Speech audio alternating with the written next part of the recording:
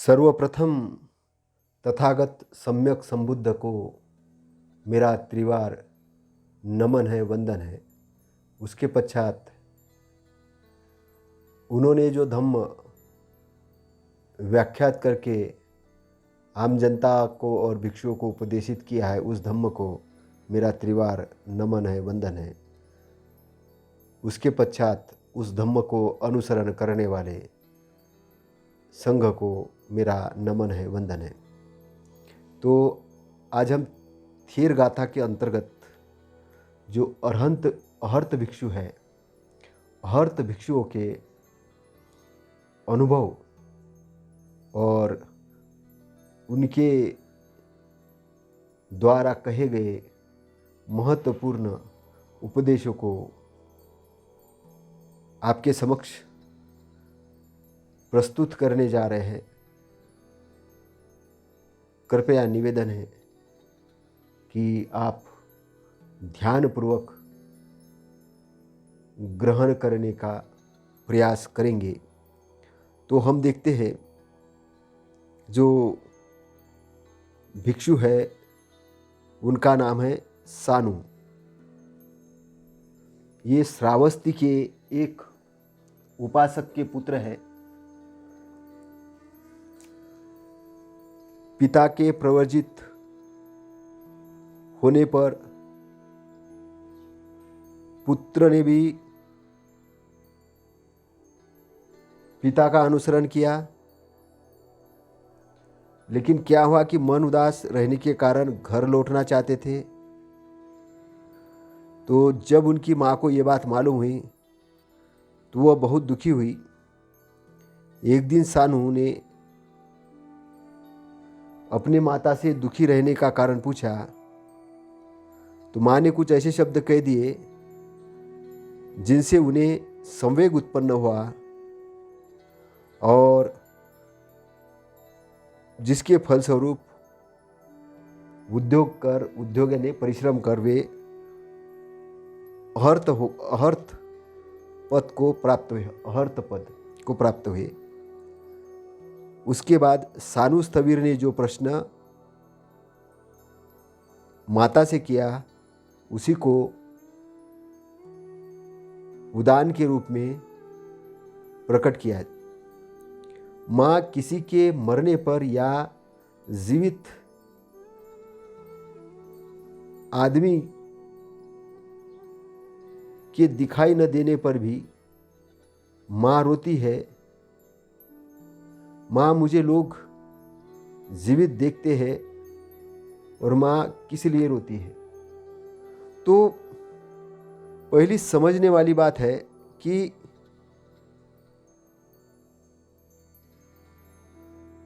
पिता के अनुसरण से ये भी प्रयोजित हुए।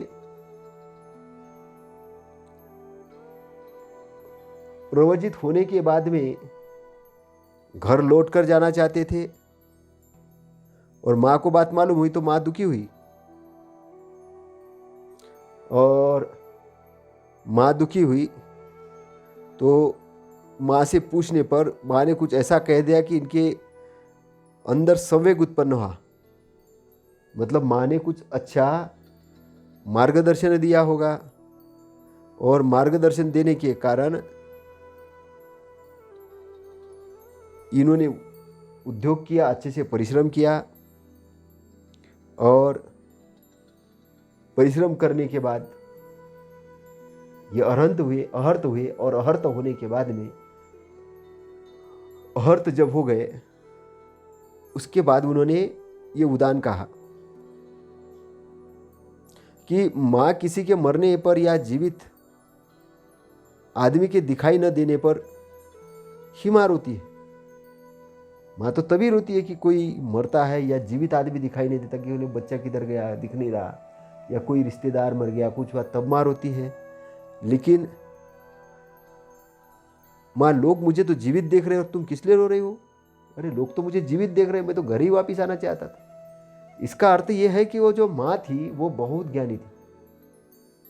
उसने पति को इजाज़त दी, बच्चे को भी इजाज़त दी कि तू भी प्रयोजित हो जा। वो धम्म को समझती होगी, वो बहुत विद्वान होगी, वो जानती होगी, वो महाउपासिका होगी। और उसको, ये बेटे को लगा कि मैं घर वापस चला जाता, और माँ ने जब सुना कि ये घर वापस आना चाहता है, ये और इधर गटर मस्ती करना चाहता है, ये धम्म का अच्छा जीवन इसको जीने को मिला है, ये धम्म का अच्छा जीवन जीने के बजाय ये घर वापस आना चाहता है, तो माँ को बड़ा बुरा लगा होगा अंदर से। और माँ को बुरा लगा तो माँ ये कह रही है, कुछ कहने के बजाय वो उसके सामने रो रही है। तो इनको लगा कि माँ क्यों रो रही है, माँ क्यों रो रही है, और इन पर बड़ा उसका प्रभाव पड़ा कि माँ ने किस उद्देश्य के लिए मुझे प्रवचित होने की इजाज़त दी, तो मैं अपना उद्देश्य ही भूल गया हूँ। और फिर उन्होंने उद्योग किया, यानी प्रयत्न किया, तप किया, ध्यान किया, और वो हर्त बन गए। तो माता पिता का भी बहुत बड़ा बच्चों पर उपकार होता है। इसलिए तो कहा तथागत ने, बहुत बड़ा उपकार होता है कि माता पिता अगर बहुत अच्छे हैं तो बच्चों को कितना बड़ा अच्छा लाइन देते हैं। और कभी कभी ऐसा होता है कि माता भी अगर सही रास्ते पे नहीं है, तो बच्चे ने अगर सही रास्ते पर लाने के लिए कुछ अच्छा काम किया तो बहुत बड़ा धम्म का कार्य ये भी होता है। लेकिन यहाँ माता तो सुसंस्कृत है, पिता तो पहले ही सुसंस्कृत है, मतलब बहुत अच्छे, माता भी बहुत अच्छी है, और उस बच्चा थोड़ा बिगड़ेल स्वभाव का है, लेकिन माता का कहना मान रहा है बच्चा, मतलब माता के आज्ञाकारी है, मतलब उस प्रकार से बिगड़े लगे आज्ञाकारी होने के कारण और सही और गलत की पहचान होने के कारण ये विद्वान भी है, ये विद्वान भी है। ऐसे सिंपल विद्वान नहीं, महाविद्वान है। और तभी वो अर्थ को प्राप्त हो गए, तभी वो अर्थ को प्राप्त हो गए। तो इसमें माता की बहुत बड़ी भूमिका है, ये सूक्त के माध्यम से हमको पता चलता है। आगे हम देखते हैं रमणीय विहारी राजगृह के धनी परिवार में पैदा हुए थे। तरुण अवस्था में तो बहुत विलासी थे। एक दिन ऐसी घटना घटी कि उसके कारण वैराग्य उत्पन्न हुआ दिल में, मन में, और प्रवज्जित होने से पहले जीवन को याद कर वो अपने आप को सही नहीं समझते थे, पापी समझते थे। और एक दिन रास्ते में जाते समय गाड़ी में जुते हुए बैल को थकावट के कारण गिरते देखा। गाड़ीवान ने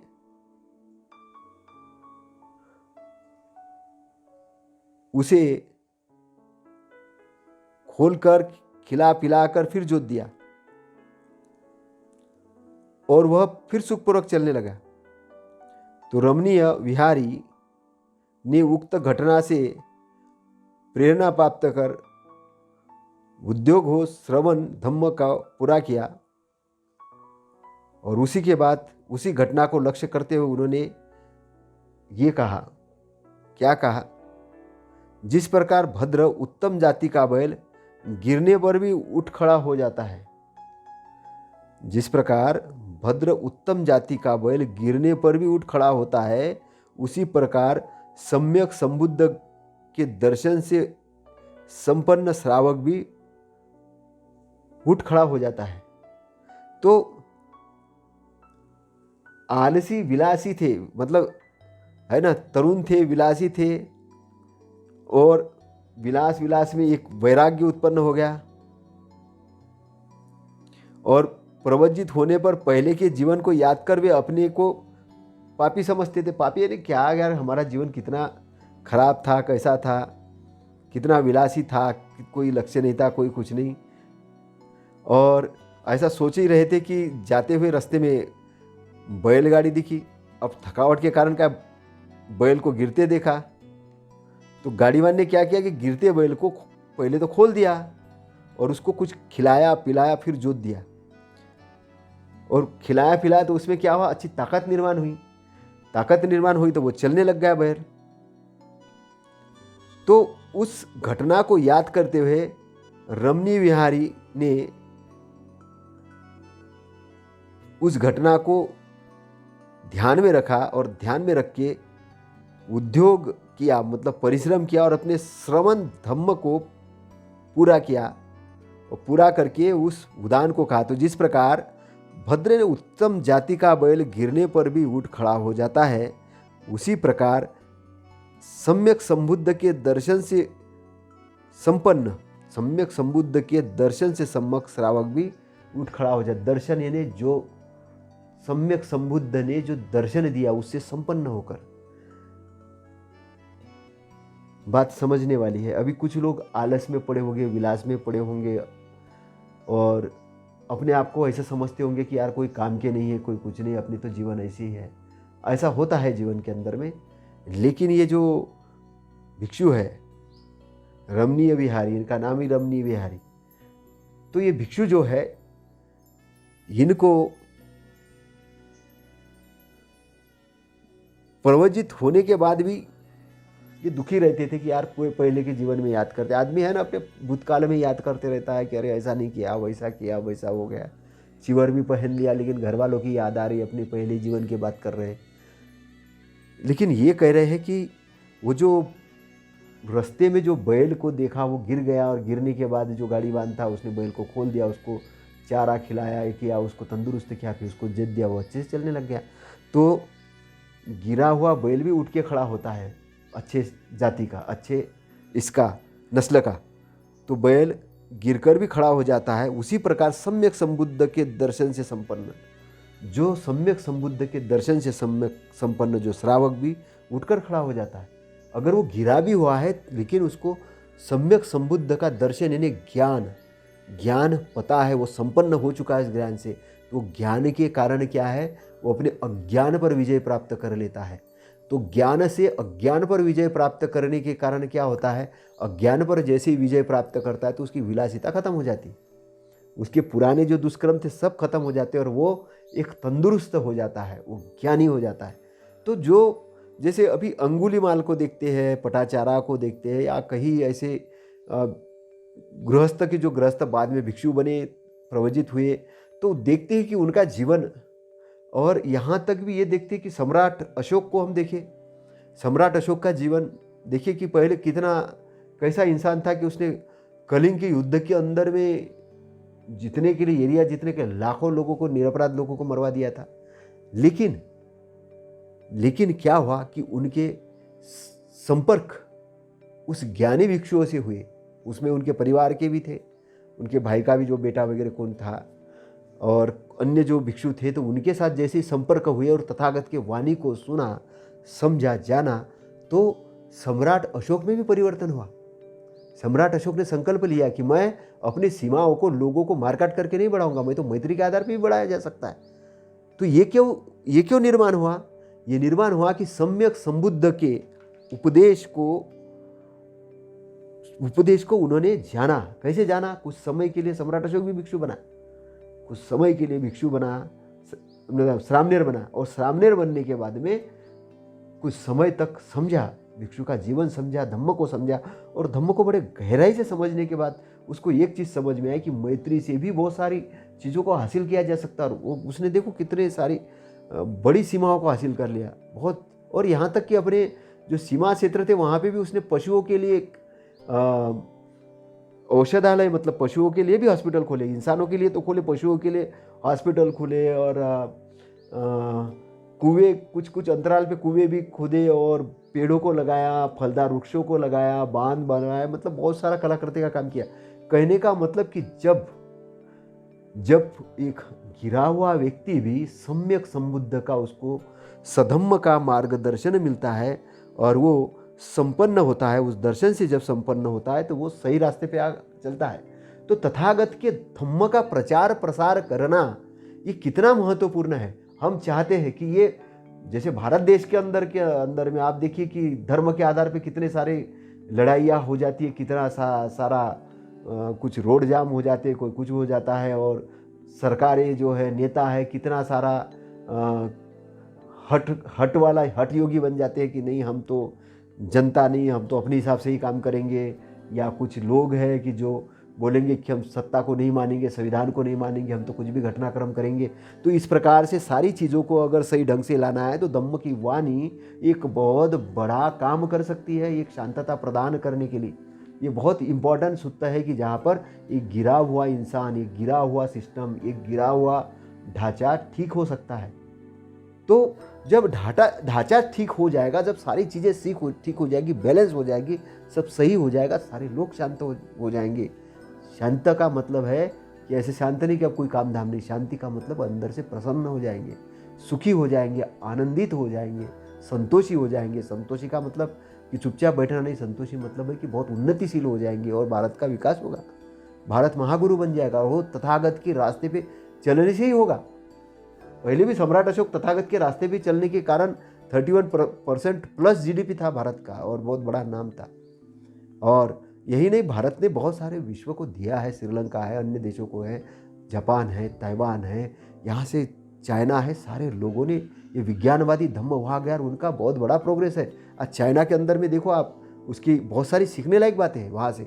उनका जो मैन्युफैक्चरिंग सिस्टम है देखिए, उनका जीडीपी का ग्रोथ देखिए, उनकी बहुत सारी चीज़ें तथागत से ली हुई चीज़ें हैं वहाँ पे, वो अप्लाई करते। जापान तो ज़बरदस्त ढंग से उन्नति किया, कितनी बड़ी बड़ी कंपनियाँ निर्माण कर दी, कितने लोगों को सिस्टम समझ में आया, कितना आगे बढ़ा वहाँ पे। जबकि 1947 के आसपास में वहाँ पे परमाणु बम गिरे थे और उसमें कितनी हानि हो गई थी, लेकिन राष्ट्रों ने भी अपने आप को गिराने से उठा लिया, बहुत आगे तरक्की कर ली। क्यों कर ली?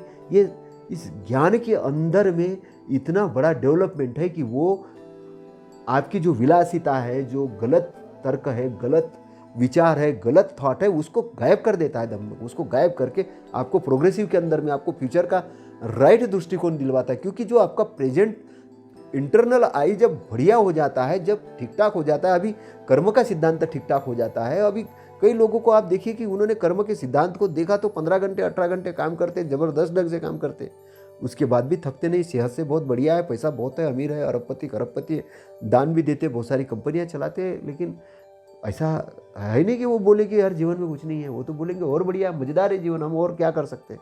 और सोचते रहते कि संसार के लिए क्या बढ़िया कहे, है ना। कोई ये कभी टेस्ला के मालिक का मैंने सुना तो वो बोलता है कि भाई ग्रीन एनर्जी चाहिए, ये पेट्रोल और डीजल वाली से कार्बन डाइऑक्साइड पता नहीं क्या क्या कौन सी गैसें निकल रही है और इससे ये हो रहा है, तो बोले कि इलेक्ट्रिक कार बनाओ।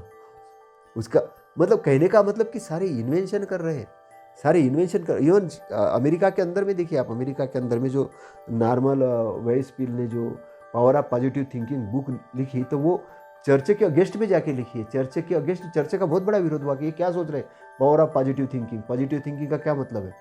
जबकि तथागत ने 2600 साल पहले ही बता दिया था अंगुत्तर निकाय के अंदर में, सकारात्मक दृष्टिकोण से ही सम्यक दृष्टि का निर्माण होता है। तो पावर ऑफ पॉजिटिव थिंकिंग, और वो भी बताया कि सकारात्मक दृष्टि करने से सम्यक दृष्टि निर्माण होती है, और सम्यक दृष्टि सारी आपके दुख मुक्ति का जो रास्ता है, जो सच्चाई पे और अच्छाई पे निकलने वाला रास्ता ओपन करवाता है। तो पावर ऑफ पॉजिटिव थिंकिंग, तो नॉर्मल विसेंट फील ने जो पावर ऑफ पॉजिटिव थिंकिंग लिखी है, तो वो कहाँ से लिखी है? वो बुद्ध धम्म से प्रेरित होकर, क्योंकि विचार कहीं नहीं कहीं से कहीं नहीं कहीं घूमते हैं। तो जो विकसित राष्ट्र है, जो विकसित देश है, उन्होंने उस प्रिंसिपल्स को, उस धारणाओं को एडाप्ट किया और तब वो आगे बढ़े। तो ये जो रमणीय विहारी जो बोल रहे हैं, ये यही बात बोल रहे हैं कि जो गिरा हुआ बैल था जब तंदुरुस्त हो जाता है वो आगे। तो आज कोई कहे कि भाई भारत में ऐसा जीडीपी है, माइनस चल रहा है, ये ठीक है, हमारे बैल बीमार है, लेकिन उसको अच्छा खाना वाना खिला के तंदुरुस्त करा के हम उसको और स्ट्रांग करेंगे और देश क्या होगा, ज़बरदस्त ढंग से उन्नति कर लेगा, ज़बरदस्त ढंग से।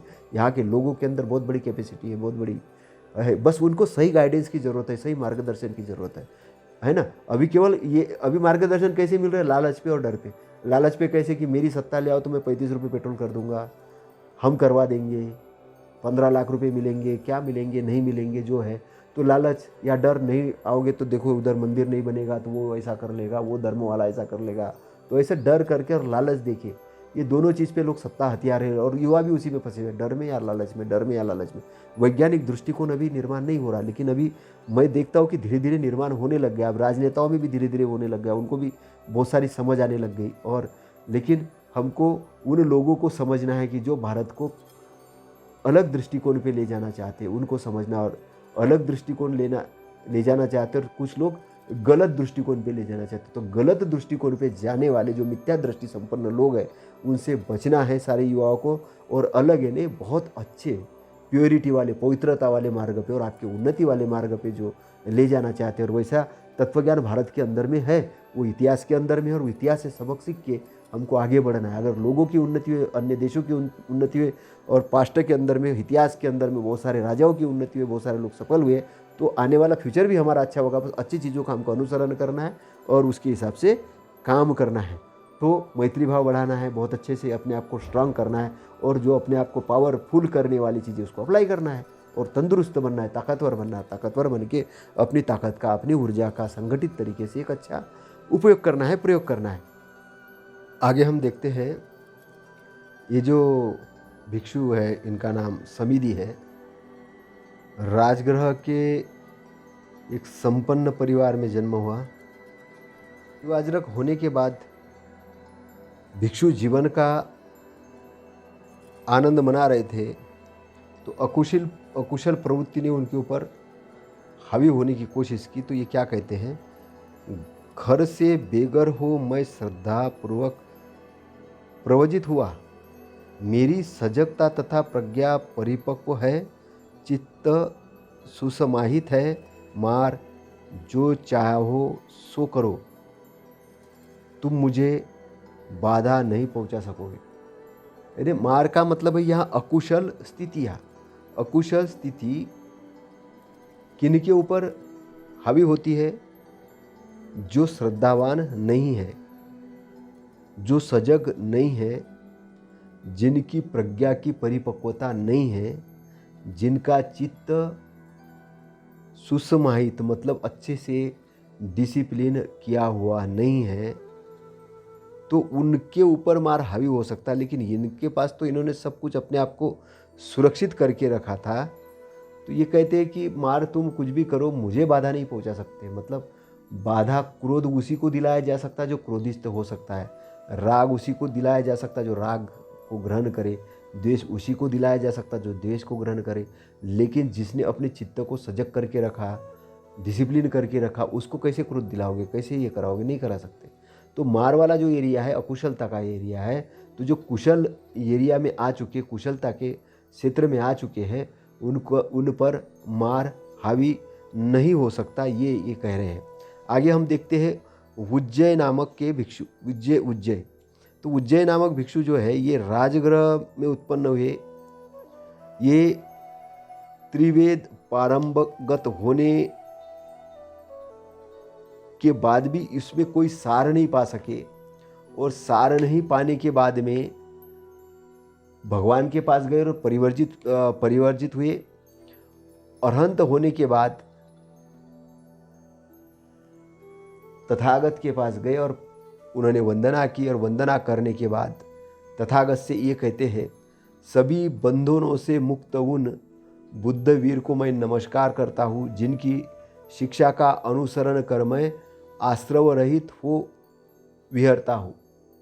अब वेद क्या है, वेद को मान रहे थे ये, लेकिन आश्रव रहित नहीं हो पा रहे थे। वेद ज्ञान देते हैं कि भाई प्रार्थना करवाना सिखाते, याचना करवाना सिखाते। वेद के अंदर में अलग अलग चीज़ें हैं।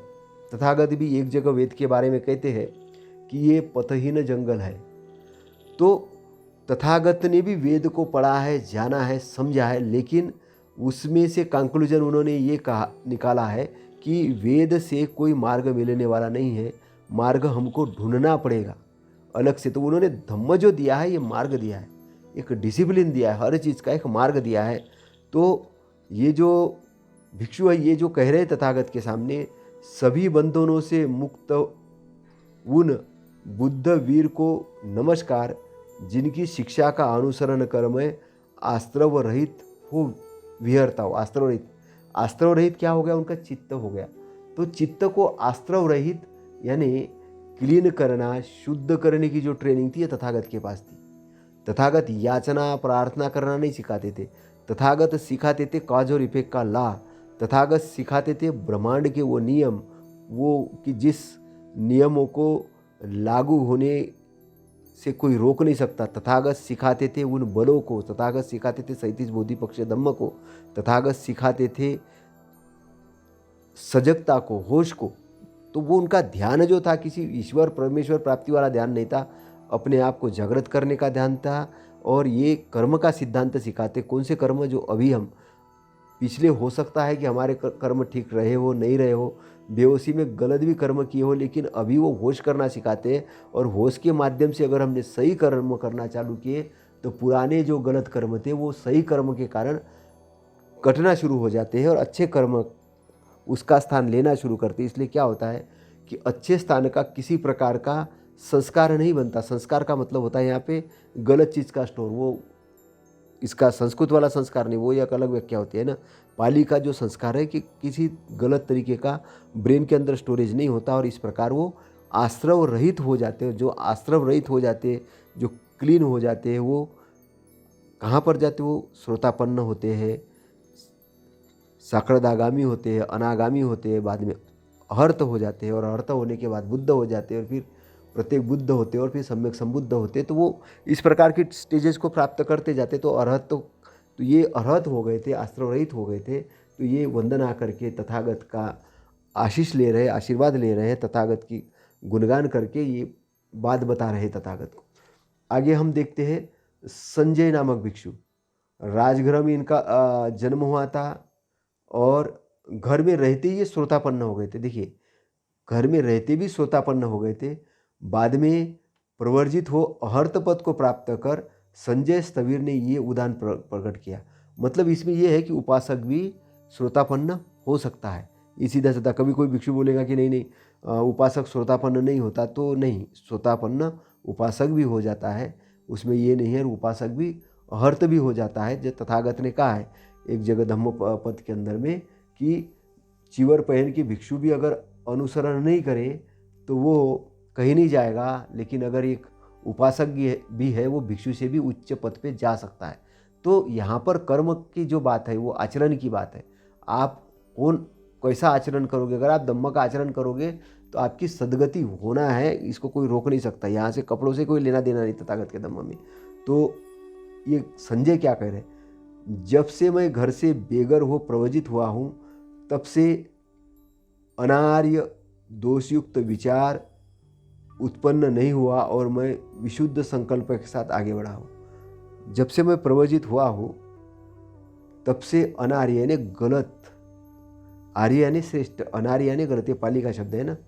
दोषयुक्त विचार, किसी के बारे में गलत सोचना, ये करना, वो उत्पन्न ही नहीं हुआ। उत्पन्न नहीं हुआ मतलब मन पे और चित्त पे इतना कंट्रोल, मन को पूरा अनुशासित, इंद्रियों को अनुशासित किया, फिर चित्त पे इतना कंट्रोल, इतना अनुशासन कि गलत उत्पन्न ही नहीं होने दिया।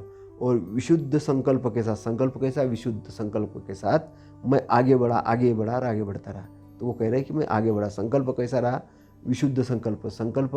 विशुद्ध संकल्प का मतलब होता है सम्यक संकल्प। ये अष्टांग मार्ग का सेकंड नंबर पे आता है। जैसे पहले सम्यक दृष्टि आती, फिर सम्यक संकल्प आते। तो विशुद्ध संकल्प लिया, उसके कारण उनका अष्टांग मार्ग ओपन होते गया और वो श्रोतापन्न के बाद में कहाँ पर चले गए? वो अहर्त हो गए, मतलब अहर्त हो गए ना, अहर्त हो गए। और ये बड़ी अच्छी बात हुई उनके साथ में। तो ये संजय कह रहे हैं। आगे हम देखते हैं जो भिक्षु है उनका नाम है रामनेयक। रामनेयक क्या कहते हैं कि मार तेरी चिड़ियायु किसी चहचहाट और वृक्ष पर चढ़ती हुई गिलियार की सी आवाज़ मेरे चित्त को विचलित नहीं कर सकती, क्योंकि मैं निर्वाण प्राप्ति में रत हूँ। अब निब्बान की प्राप्ति में, निर्वाण का प्राप्ति का मतलब क्या होता है कि दुख से मुक्ति की प्राप्ति में मैं रत हूँ। तो ये ध्यान करते थे, है ना। ये ध्यान कहाँ करते थे? ये श्रावस्ती में इनका जन्म हुआ था। ये ध्यान प्रवजित होकर बेलुवन में ध्यान करते थे। और ध्यान करने पर क्या जो अकुशल विचार आते, भयभीत करने वाले जो विचार आते, वो क्यों आते हैं? वो है मार्ग का क्षेत्र, है ना। वो डराने के लिए आते हैं। तो कभी कभी आवाज़ें आएगी, कुछ अलग अलग चीज़ें आएगी, तो ये खुद ही कोई ताकत देने के लिए बोल रहे कि मैं निब्बान प्राप्ति के मार्ग में प्रयासरत हूँ, मार तुम मुझे नहीं डरा सकते हो। और मार को उन्होंने पहचान लिया। तो जो ज्ञानी है वो मार को पहचान लेगा, अच्छा इसके कारण डर लग रहा है क्या। जैसे आप कुछ अच्छा करने जाओ तो डर पहले आ जाता है, अरे कर पाऊंगा कि नहीं पाऊंगा। ये क्या है? ये मार वाला एरिया है जो आपको पीछे रखने की कोशिश करता है, आपको आगे नहीं बढ़ने देता है। तो वो उस मार के एरिया को समझ के आपको क्या करना है? फोकस अच्छाई पे करना है। अच्छाई पे जब आप फोकस करते हो तब आप आगे बढ़ते हो। तो अच्छाई पे फोकस का करने का मतलब क्या है? निब्बान के क्षेत्र पे आप फोकस कर रहे हो। तो ये मार को कह रहे हैं कि मार तेरी चिड़िया किसी ये चहचट और वृक्ष पर चढ़ती हुई गिलियार किसी आवाज़ मेरे चित्त को विचलित नहीं कर सकती, क्योंकि मैं निब्बान प्राप्ति में रत हूँ। आगे एक और भिक्षु है जिनका नाम है विमल। तो विमल क्या कहते हैं? विमल जो भिक्षु है ये भी एक राजगृह में ही उत्पन्न हुए थे और ये कौशल क्षेत्र में जाकर ध्यान करते थे। तो एक दिन क्या हो गया कि पानी बरसने लगा मूसलाधार और ठंडी हवा भी चल रही थी, बिजली भी चमक रही थी। और उसी समय जो विमल बनते हैं इन्होंने परम पद को प्राप्त कर लिया और तब इन्होंने ये उदान कहा। ये क्या कहते हैं? यह भूमि और वायु दोनों ही वर्षा के जल से शीतल है। ये जो वायु है और भूमि, वायु और भूमि दोनों ही वर्षा के जल से शीतल है। ऐसी परिस्थिति में मेरे चित्त के आकाश में बिजली चमक रही, चित्त के आकाश में बिजली चमक रही। वितर्क शांत है और मेरा चित्त साधना में सुसमाहित है। अब चित्त का आकाश, अब इसमें समझना, चित्त का आकाश में बिजली, चित्त के आकाश में बिजली चमक रही मतलब क्या है? अब चित्त के आकाश, चित्त का कहाँ आकाश है? चित्त जब पूर्ण शुद्ध हो जाता तो आकाश जैसे पवित्र हो जाता, और पवित्र होने के बाद बिजली चमक रही है मतलब क्या हो रहा है? ज्ञान का वो प्रकाश पुंज दिख रहा है। वो निब्बान के एरिया के अंदर प्रकाश पुंज है। ये जब आप ज्ञान के एरिया में जाओगे, आप प्रैक्टिकल करना पड़ेगा तो आपको वो दिखेगा। तो ज्ञान के एरिया के अंदर जाओगे तो उसमें क्या होगा कि आकाश में बिजली चमक रही, वितर्क शांत है। वितर्क शांत हो गया, वितर्क है ही नहीं, क्योंकि निब्बान वाली एरिया में तर्क वितर्क खत्म हो जाता है। वितर्क शांत, जब आपको चीज़ मिल गई, जो चाहिए वो मिल गया, तो वितर्क शांत है और मेरा चित्त साधना में सुसमाहित है। अब सुसमाहित मतलब क्या हुआ कि पानी बरस रहा था, बिजली कड़क रही थी, पानी बरसा, भूमि शांत हुई, ठंडी हवा चल रही है और ये साधना में रत है। तो ये कह रहे कि मेरे चित्त के अंदर की बिजली, मेरे चित्त के अंदर, तो चित्त के अंदर की बिजली, आकाश, ये शब्द क्या है? आकाश, चित्त में आकाश, बिजली। तो चित्त, जो हमारा चित्त है, ये जब पूर्ण क्लीन हो जाता है, शुद्ध हो जाता है, और जब हमें निब्बान के एरिया के दर्शन होते हैं तो कैसे होते हैं? उसके अंदर में जो तथागत जैसे कहते हैं कि मुझे प्रकाश दिखा, प्रकाश के दर्शन हुए, है ना। वो एरिया कैसा एरिया है, उस एरिया के बारे में वो विस्तृत रूप से बताते हैं वो, कि उस एरिया के अंदर में शांति है, परम शांति है। सूरज नहीं है लेकिन प्रकाश है ना। चांद नहीं है, सूरज नहीं, लेकिन प्रकाश है, शीतलता है, सुगंध है। तो उसकी एक व्याख्या बताते हैं, वो एक अनंत क्षेत्र है। तो वो जो प्रकाश की बात जो बोल रहे थे, वो उस एरिया के अंदर में एंट्री कर ली उन्होंने। जब पूर्णतः चित्त शुद्ध होता है, तो चित्त जब शुद्ध होता है तो आप दर्शन कर सकते हो निब्बान के एरिया के। तो अष्टांग मार्ग के माध्यम से जो मार्ग है वो काय के लिए? चित्त शुद्धि का मार्ग है। तथागत का जो पूरा मार्ग है चित्त शुद्धि का मार्ग है। चित्त शुद्ध किससे होता है? जितना भी राग द्वेष मूढ़ता जितनी भी है, सब नष्ट होने के बाद, खत्म होने के बाद आपका चित्त शुद्ध होता है। और चित्त शुद्ध होने के बाद फिर शीतलता उसमें होती है, उसमें सारी हैप्पीनेस, सारी चीज़ आपको मिलती है। तो वो जो चीज़ है, जो मिलने वाली चीज़ है, उसका ये जो भिक्षु है ये बता रहे हैं, ये बता रहे कि मेरा चित्त पूर्णतः समाहित है, साधना में रत है। और उस शीतल वाले वन के अंदर में, उस क्षेत्र के अंदर में जब मैं ध्यान कर रहा हूँ, मैं जब देख रहा हूँ, तो क्या हुआ कि बिजली चमक रही है, बिजली चमक रही है। तो बिजली चमक रही है, आनंद के वो क्षण में बोल उठ रहे हैं कि मेरा चित्त पूर्णतः शांत है, शीतल है। और बहुत सारी चीज़ें हैं कि वो शब्दों में व्यक्त नहीं कर पा रहे। तथागत ने हालांकि बहुत सारी चीज़ें व्यक्त की है, तो तथागत तो अरहंत सम्यक संबुद्ध है। इन्होंने पूरे धम्म की ही व्याख्या की है और उस व्याख्या के अनुसार जो उनके शिष्य हैं उन शिष्यों को भी वो मार्गदर्शन देते हैं। तो उस मार्गदर्शन में जाने के बाद, प्राप्त करने के बाद, जब ये भिक्षु लोग भी वो चीज़ों को करके देखते हैं और प्रैक्टिकल करते हैं तो इनको भी वो प्रैक्टिकल पता चलता है। और जब पता चलता है तो ये अहोभाव से खुश हो जाते हैं। तो ये जो भिक्षु है ये क्या कह रहे हैं? ये कह रहे हैं कि ये जो भूमि है ये वर्षा से शीतल है और ये जो वायु है ये भी शीतल हो गई। और ऐसी परिस्थिति में चित्त के आकाश में बिजली चमक रही, चित्त के आकाश में बिजली चमक रही है, मतलब वो एनलाइटमेंट एरिया के उसको दर्शन हो रहे हैं, तो इसलिए बिजली नाम दिया उन्होंने। क्योंकि चित्त का कोई आकाश होता है और उसकी कोई बिजली होती है। अगर कोई बोलेंगे जिसको मालूम नहीं एनलाइटमेंट वाला एरिया, तो वो बोलेगा ये क्या बोल रहे हैं, क्या बकवास कर रहे हैं। चित्त का भी कोई आकाश होता है। हाँ, चित्त का आकाश होता है। जब चित्त शुद्ध हो जाता है, जैसे कि एक तालाब है, तालाब पूर्णतः शुद्ध होता है तो उसके अंदर सारी चीज़ें क्या क्या है वो दिख जाती है। तो चित्त जब पूर्ण शुद्ध होता है और पूर्ण शांत होता है, स्थिर होता है, समाहित होता है, समाधिस्थ होता है, तो निब्बान के एरिया के दर्शन होते हैं। ये सत्य है, क्योंकि निब्बान का एरिया है, एनलाइटमेंट वाला एरिया है, टाइमलेस, उसको टाइमलेस एरिया बोलेंगे। वर्तमान काल, भूतकाल, भविष्य काल उसमें नहीं हो, टाइमलेस एरिया। प्रसन्नता के अंदर में टाइम नहीं होता है।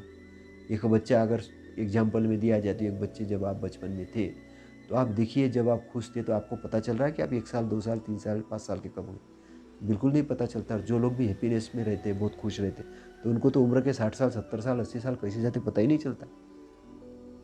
उनको पता ही नहीं चलता है, क्योंकि वो जीवन को जीते ही इतने तरीके से। इतने तो जो बहुत ज्ञानी लोग होते तो वो इतने एक्टिव क्यों रहते? उसका रीज़न ही यही है कि उनको ये नहीं लगता है कि टाइम कट नहीं रहा। टाइम उनको तो कम पड़ता है। टाइम, जितने भी ज्ञानी लोग उनको टाइम कम पड़ता है, तो टाइमलेस एरिया के अंदर में होते हैं, वो प्रकाशमान एरिया में होते हैं, शांत चित्त होते हैं और वो बहुत आनंदित होते हैं। और आनंदित, वो आनंद देना चाहते हैं, वो मार्ग किसी को बताना चाहते हैं।